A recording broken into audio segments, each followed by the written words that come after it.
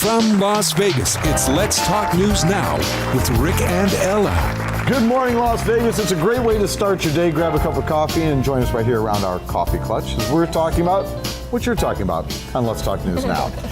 Ella, morning. Good morning. See, I thought I'd catch you off guard. I'm around. Terry Hernandez, Valerie Amber, fantastic. Got a quick announcement to make. We have now, believe it or not, we have taped over 115 shows. Wow. Congratulations.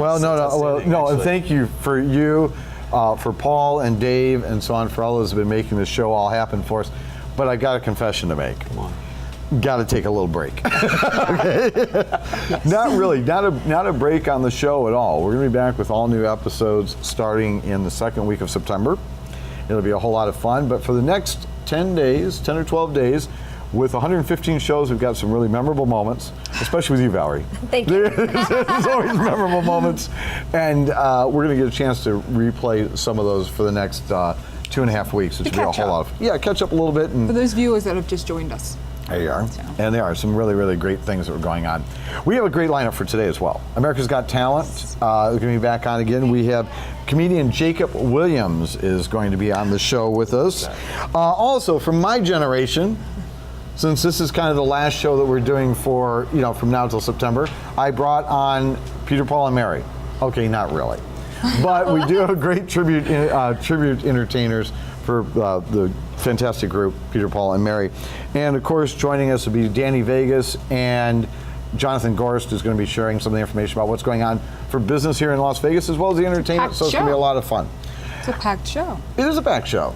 Yeah, you betcha. And you say we're having nothing but fun. We like that. Absolutely. Yesterday, we were kicking around Governor Romney's decision about having Paul Ryan. Very good. You were paying attention. Yes. Paul Ryan. Leave it to the Brit. She knows more about American politics than most Americans do. I'm learning. But no, we had Paul Ryan, who's the new nominee. The general consensus was it is an important decision. You are looking at it as a ticket. Correct, Terry? You were saying you're looking at it as a ticket. I think right now the way the positioning is going, you got President Obama's got a 10-point lead, I think, in the polls right now. I think this, again, we talked about this a little bit, but I think that appointment is an important appointment. You take one leadership style, and Romney certainly doesn't fit the bill. You add to him his running mate, and quite possibly he might see a couple points up because of his announcement. I'd be interested to see what the polls are saying. Yeah. Valerie, were you happy? Did you think this was a good move on Governor Romney's part to turn around and to pick a younger, more vibrant, maybe a little less traditional Republican perspective? Yes. You were saying they something. have to be updated with today's time. You can't do the same thing you've been doing for so long. Oh no, it's worked so well. Right. The generations have changed. The people voting are younger, and it's a new generation. They got to keep up. They have to talk their language. Absolutely. Especially because most young people have called out the hypocrisy in politics. So if you have somebody that appeals to them, it's a more boisterous generation. Right. Congressman Ryan, I think, may be just that person because he's called it out. He's actually said that politicians basically will lie to get a vote. They're going to tell the base whatever the base wants to hear to get the nomination. Once you've got the nomination, they're going to tell the mainstream, they're going to move it, as they say, a little more to center, just to tell you what you want to hear to vote. Now, is that a salesman?